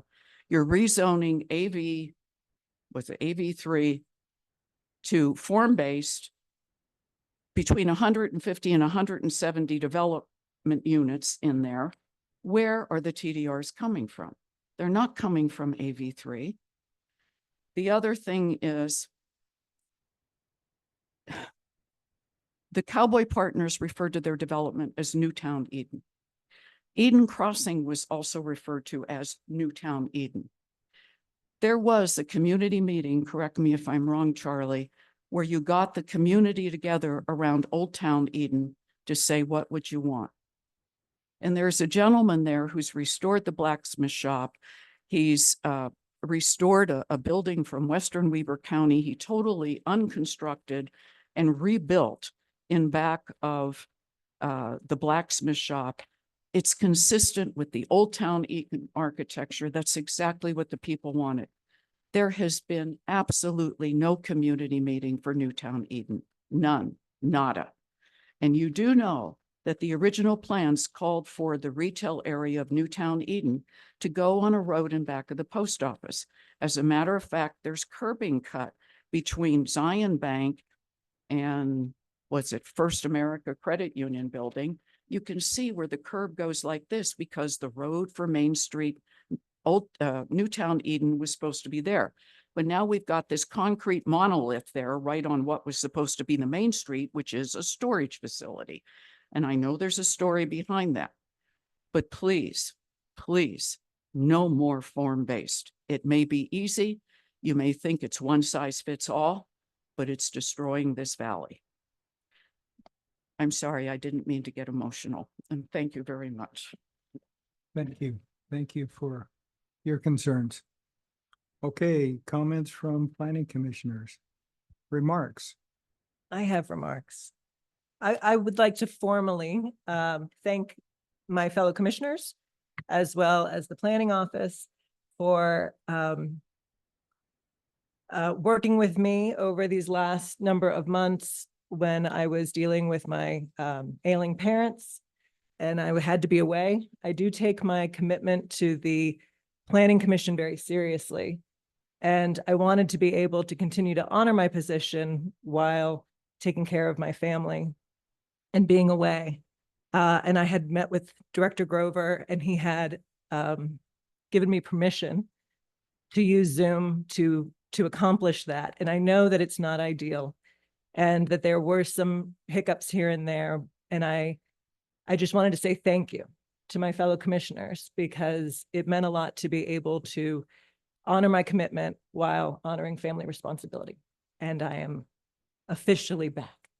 So thank you for that. Thank you, Commissioner Walker. Anyone else? Yeah, I want to just say that thinking about this Cowboy project, a question Charlie asked at the last work session about how does the valley feel? A lot comes back to the TDR process, and I continue to believe that before it is ever implemented, it really hasn't been, there ought to be more focus and more attention to it.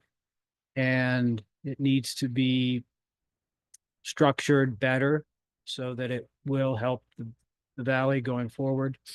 So I don't know the right way probably to seek that formal whatever permission to, if the commission agrees, to put time and effort into that, because it seems like it's, always discussed, but nothing ever happens. And I see weaknesses in it, and you probably see ways to improve it as well. But I see it as the weak link going forward, or a weak link. And I just think in the context of everything else going on, stepping aside and focusing on how to make that better and create the market, if one can be created, in the best way possible, is worth time and effort. I appreciate that. And I will make sure I pass that message on to Rick and see what we can do. We started the TDR, the bigger TDR overlay some years ago, and it was paused with the adoption of the form base because I think the commissioners wanted to see how well that would function. We're a couple of years after, and so I think we've got some good data we could send back to them on that. Okay. Any other remarks? Okay. I'd like to reiterate my remarks last month about form-based. I really see problems with the form-based. I see, we have it, but I suggest that we severely limit the extent to which it's used. And I'd be thrilled if the county commission would consider making what you call it, equivalent to the R3 zone that's used in West Weber for these more dense things. But there's a package, you know what you're getting. You know exactly what you're getting. And form-based is a great unknown, and it's scary, and people don't like it. And it's not good for the community.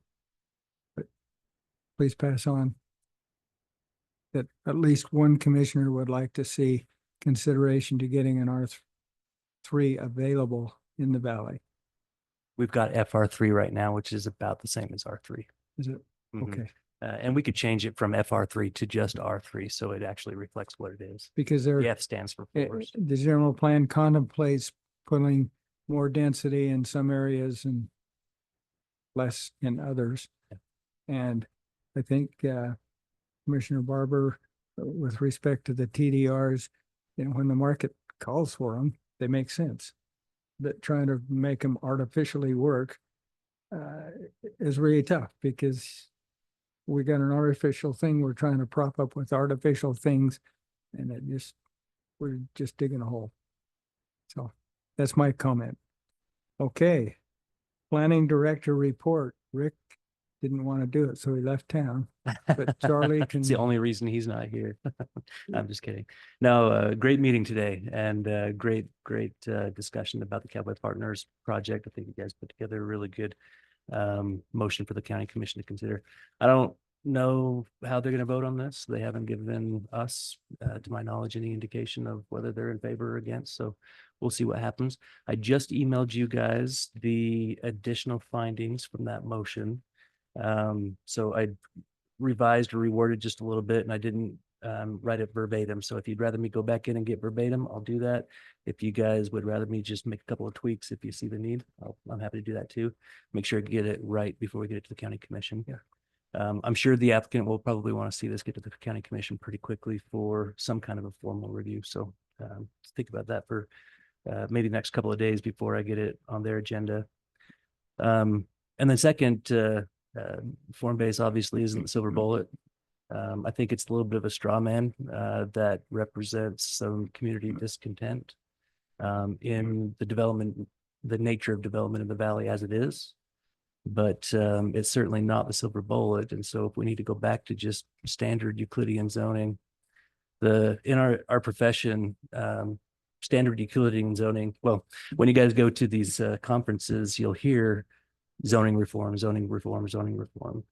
And the reason why zoning reform is such a big deal is because it has been proven time and time again through all these suburban communities that it doesn't function well. It doesn't create community. It just creates sprawl. So zoning reform, form base is kind of part of that, but form base isn't zoning reform. It just can be part of it. It's just one tool in the toolbox. So we can find other tools. If that means that we dive into the CV2 zone and allow some residential mixed use opportunities to happen, maybe that's it. Any questions that you guys have, or Jan that you might have, or any other members of the public may have about form base, I'm more than happy to sit down and walk anyone through them. Oh, sorry. Oh, you're okay. What you said is a good argument. What I mean on number 8 of my recommendation, you talked about how, Euclidean is what you referenced, doesn't work well, and form-based does. Okay, I don't know that I disagree or agree, but that is also kind of what I'm getting at with, we didn't really plan this, right? I think you would agree it was, well, we put it on there because that was kind of what was there, and then John made some changes, or he wanted some changes in his development, that one. And so we made a couple and we just kind of tried. Yeah. We didn't spend any time going, okay, in context of where we are in the valley, what's the plan? Where does the form base fit? Now that we have this and we have this, how well does this fit? So I guess as you're stating that. Did you read the email that I sent over to you? Because they're almost verbatim restating it. Well, I know, but I want you to Perfect. state it with as much gusto as you just did You know what? to the county commissioners. All Because right. you just said, here's why I go to these things and everybody says redo it. Well, that same gusto is why that is a bad idea to pass that. Sure. That's what I mean. Okay. Regardless of form-based or what, that same reason is saying, well, we're going to screw up form-based if we pass that. That's Yeah. what I'm saying. Yes, I hear you. And I'll put in italics with gusto right next to it. Wow. No, you didn't put anything about, well, I go to these planning meetings and they tell us all these things. I mean, that's exactly my point is we're not doing it. We're either not doing form-based justice if we pass this because it's not well thought out. It's not planned. It's not zoned. It's not right.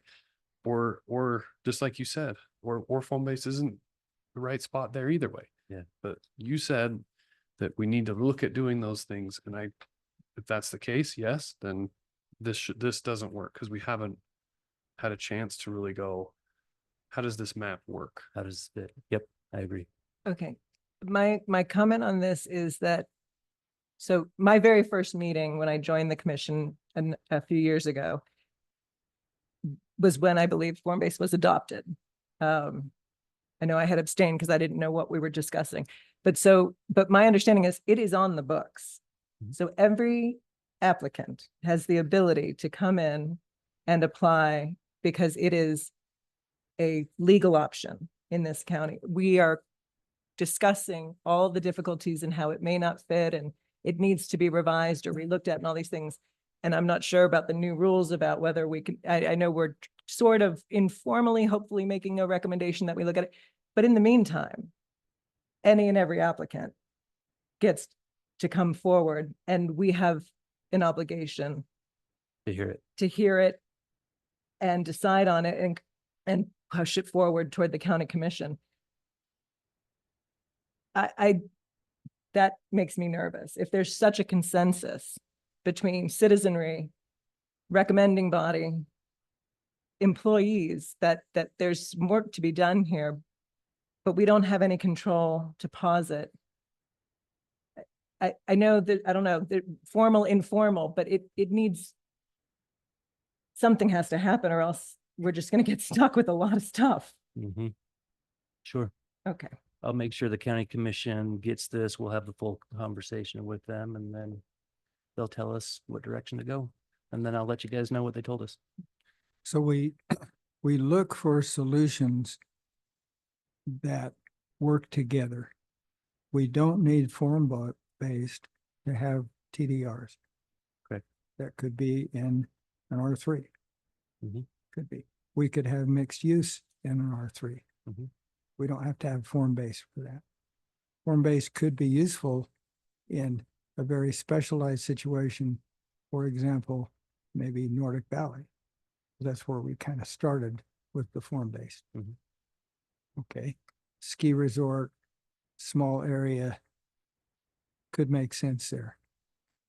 But not, I mean, you stated, yeah, it's intended that form-based will take over CV2, that whole area. Everything will be no more CV2, all form-based. Well, that's where we get into trouble, with all due respect. Yeah. There's a reason why CV2 isn't form-based right now. Okay, anyway, so yeah, we're all looking for solutions to make the valley the very best it can be. Agreed. And keep that rural character. So, okay, legal counsel, why do they put you at the end? I don't know. Don't have anything to say though. Thanks. That's why. Hey, thanks for your work on the rules. Look forward to getting a copy of those. Okay, I sent that email a few minutes ago. Thank you. okay, motion to adjourn. A motion that we adjourn. Second. All in favor? Aye. Thank you, everybody.